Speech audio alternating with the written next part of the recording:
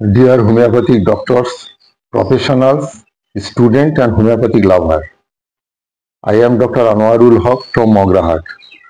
Today, I learn with you the repertorial mathematical calculation is symptoms asthmatic cough অর্থাৎ asthmatic কফের repertory করার মধ্যে দিয়ে এবং মেটেরিয়া মেডিকা এবং অর্গানন অফ মেডিসিনকে সাথে নিয়ে বুকে নিয়ে অন্তরে নিয়ে একটা মেডিসিন সিলেকশন করা।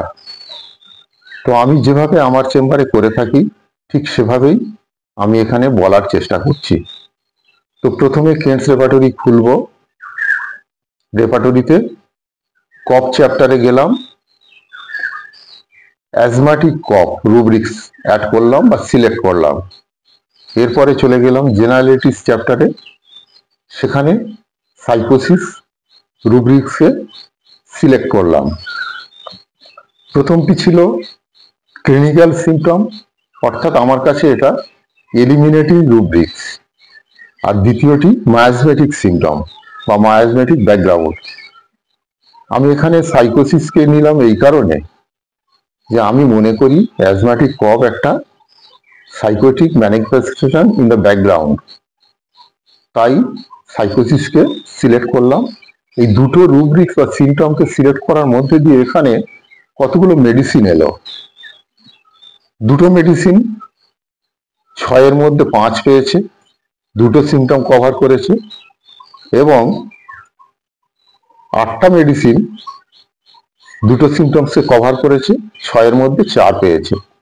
এবং যারা 3 পেয়েছে অথচ দুটো মেডিসিন কভার করেছে, দুটো সিমটম কভার করেছে, তাদেরকে এই মুহূর্তে এই ভিডিওতে রাখা সম্ভব হচ্ছে না, অহেতুক ভিডিওটি দীর্ঘায়িত হবে বলে।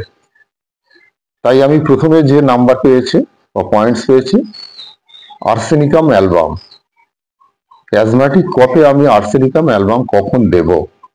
যদি দেখা যায় পেশেন্টটা মেন্টালি ভীষণ ফাস্টিডিয়াস এবং mentally restlessness, intense burning thirst, খুব ঘন ঘন জল খাচ্ছে, খুব ঘন ঘন জল খাচ্ছে কিন্তু পরিমাণে কম, রুগীটা খুঁতখুঁতে এবং অস্থিরতা আছে, তার মানসিক অস্থিরতা, এবং খুব দুর্বল এবং প্রচন্ড পিপাসা। এরকম রুগী যদি থাকে এবং তার কাশি যদি উঠে বসলে একটু উপশম বোধ করে, সেক্ষেত্রে আমরা আর্সেনিককে চয়েস করতে পারি। পরের মেডিসিন সিপিয়া 5 পেয়েছে, দুটো সিমটম কভার করেছে। সিপিয়া আমরা কখন দেব?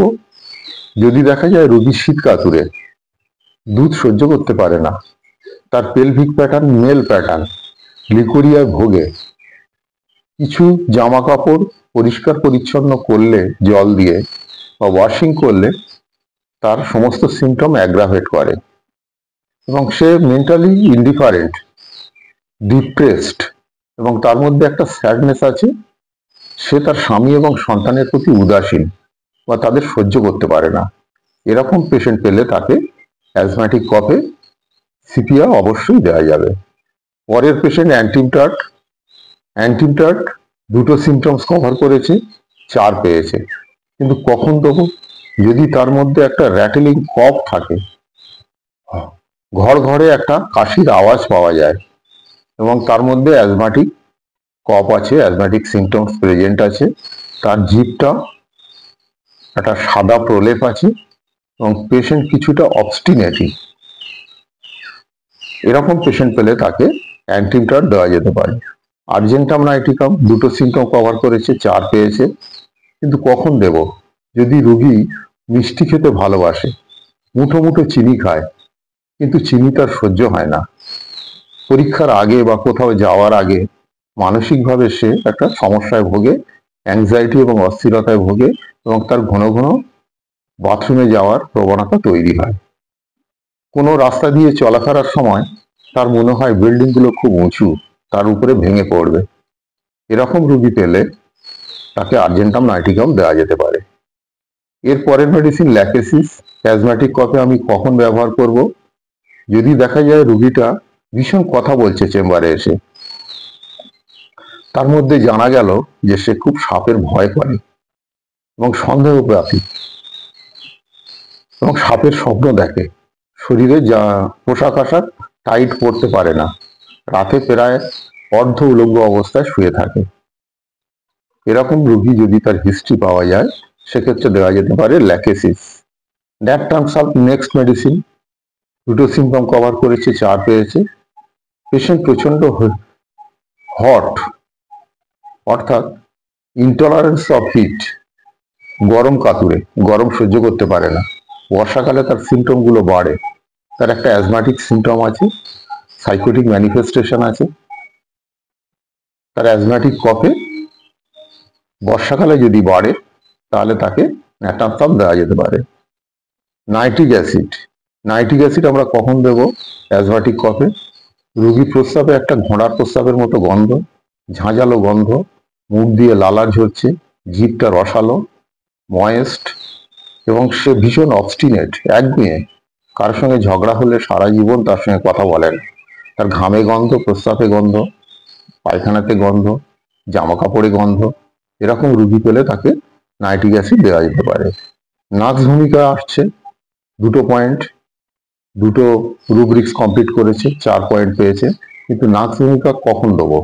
রোগাটে রুগী, রুগীর মধ্যে শীতকাতুরে আছে, ঘরে বসে পড়াশোনা করার একটা প্রবণতা আছে, হোম সিকনেস আছে, ঝাল খেতে পছন্দ করে, কথা বলতে অপছন্দ করে, পড়াশোনা করতে পছন্দ করে, রাত জেগে পড়াশোনা করে। রাত জাগলে তার শরীরে নানা রকম সমস্যা তৈরি হয়, কনস্টিপেশনে ভোগে, পায়খানাতে গিয়ে অনেকক্ষণ বসে থাকে, বাথরুমে গিয়ে অনেকক্ষণ বসে থাকে। এরকম রুগী পেলে অ্যাজমাটিক কফে তাকে নাক্স ভূমিকা দেওয়া যেতে পারে। এবং বিশেষ করে কফ যদি ভোরের বেলার দিকে বাড়ে বা ফার্স্ট মর্নিং এ বাড়ে, তাকে নাক্স ভূমিকা দেওয়া যেতে পারে। এবং লাস্ট মেডিসিন যে 4 পেয়েছে, সাইলেসিয়া। সাইলেসিয়া 2 সিমটম কভার করেছে, 4 পয়েন্ট পেয়েছে। কিন্তু সাইলেসিয়া কখন দেবো? Asthmatic coffee. যদি দেখা যায় রুগীটির চেহারা রোগাটে, হাতের তালুতে পায়ের তালুতে তার প্রচন্ড ঘাম হয়, দুর্গন্ধ হয়, রুগী প্রচন্ড ভাবে শীত কাতুরে, লবণ খেতে চায়, এবং সে একটা হ্যাবিচুয়াল কনস্টিপেশনে ভোগে, এবং পায়খানা করতে গেলে আঙুল দিয়ে পায়খানা বের না করলে বের হতে চায় না বা ডিজায়ার থাকে না। এরকম রুগী পেলে তাকে সাইলেসিয়া দেবো। তো আজকের ভিডিওটি এই পর্যন্ত, হয়তো দীর্ঘায়িত হয়ে যাচ্ছে। শেষ পর্যন্ত ভিডিওটি দেখার জন্য আন্তরিক ধন্যবাদ। যদি মনে করেন চ্যানেলটি সাবস্ক্রাইব করবেন, সাবস্ক্রাইব করে রাখুন। ভালো থাকুন, সুস্থ থাকুন।